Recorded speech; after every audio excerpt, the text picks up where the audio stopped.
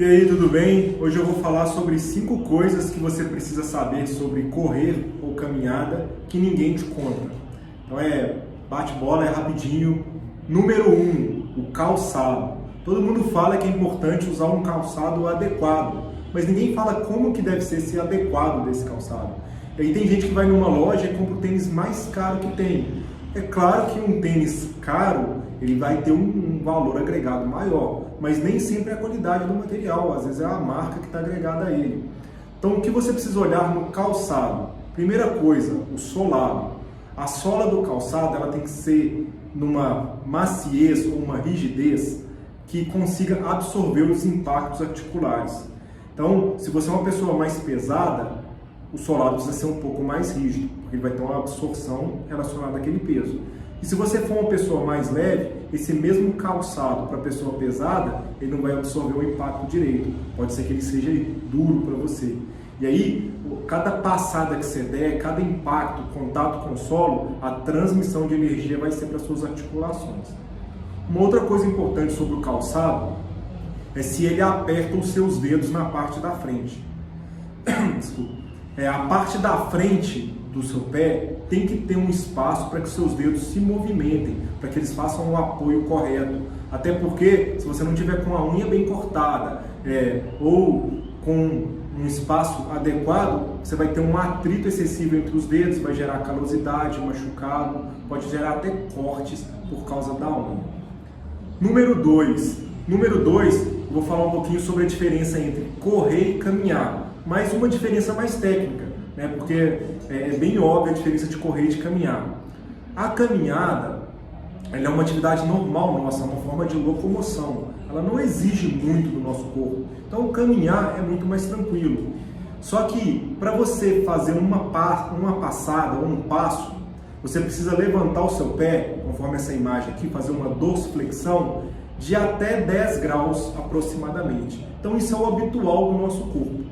Só que para você correr, você precisa de 15 a 20 graus. Ou seja, o músculo da sua perna que levanta o seu pé, que faz essa dorsiflexão, ele vai trabalhar mais, ele vai se esforçar mais. E aí muita gente desiste da corrida por causa da famosa canelite, que é aquela dor na frente da canela, que o responsável por ela é aquele músculo. Ou seja, ele está te falando que você está forçando ele mais do que ele aguenta. É só você reduzir o tempo, caminhar mais e correr menos, e gradualmente você consegue aumentar a intensidade e transmitir a sua caminhada para uma corrida, transformar na verdade, né?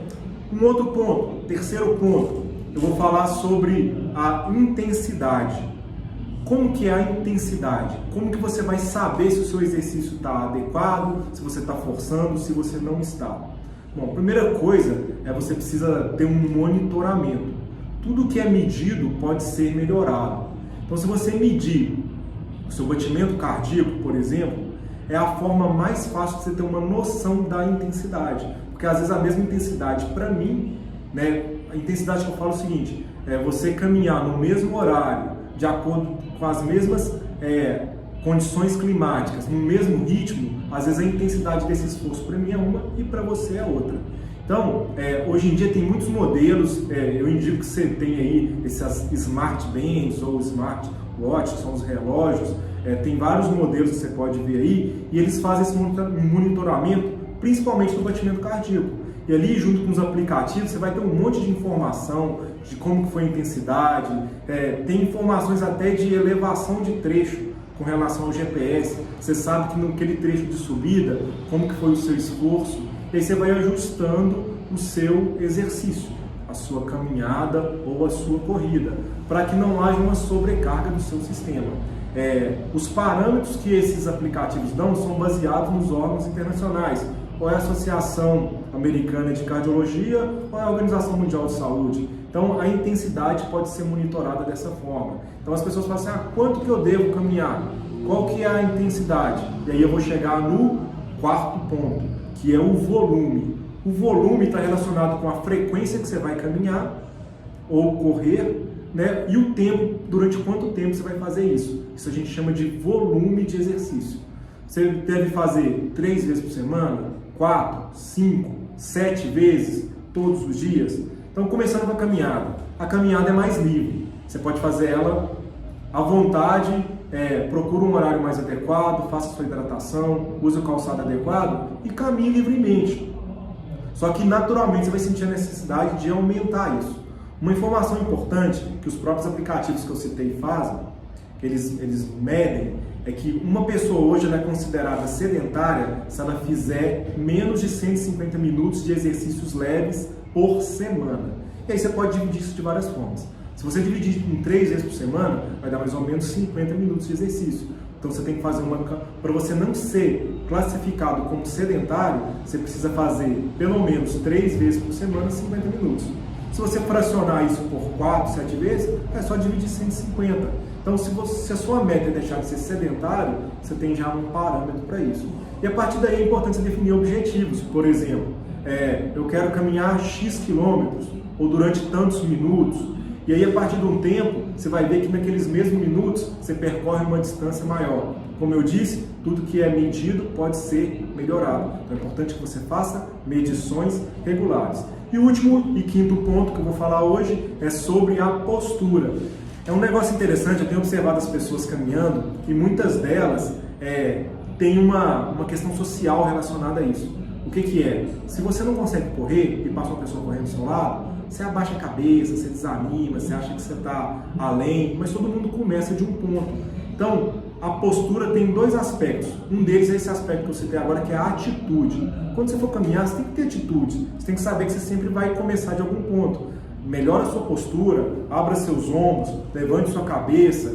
Eu estou cansado de ver gente caminhando, olhando para o chão, para a ponta do pé. Tem um olhar mais à frente, cruza o olhar com as pessoas, observa o nível de esforço delas. Sabe? Você tem até um parâmetro com o seu. Então, um fato da postura é esse. O outro ponto da postura, que já vai mais direto na minha área, é a própria postura física mesmo. A questão articular, a questão de movimento. Então, para você ter um funcionamento legal do seu corpo, você tem que estar com uma boa postura. Você tem que abrir os ombros, olhar para frente. Tem que ter movimentos simétricos. Muitos de nós temos vícios de postura e vícios de caminhada. Então você vai perceber que às vezes numa caminhada você dá uma mancada mais para um lado e às vezes aquela região você vai ter um esforço maior das articulações. Treina isso tudo é treinável. Tenta observar o seu corpo, ele vai te dar sinais de todas as formas que você imaginar. Basta que você fique atento a esses sinais. Tem pessoas, que aí é uma questão mais técnica, igual essa imagem que eu coloquei aqui, que elas têm desalinhamentos articulares, principalmente do joelho, tornozelo e quadril.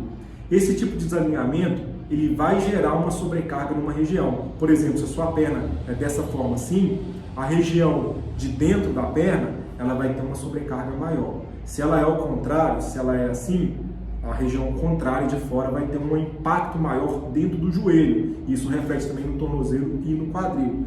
Esse tipo de pessoa, ela não tem uma predisposição genética ou uma postura ideal para correr, porque o impacto de correr é muito maior do que o de caminhar. Então talvez ela tenha que procurar um outro tipo de atividade, por exemplo, uma bicicleta, ou correr numa esteira que tem uma absorção maior. Você está proibido de correr por causa disso? Não, mas você vai ter que observar os sinais do seu corpo e eles vão diferenciar, eles vão ser diferentes de acordo com a sua faixa etária. Quando a gente envelhece, a performance do seu corpo ela diminui.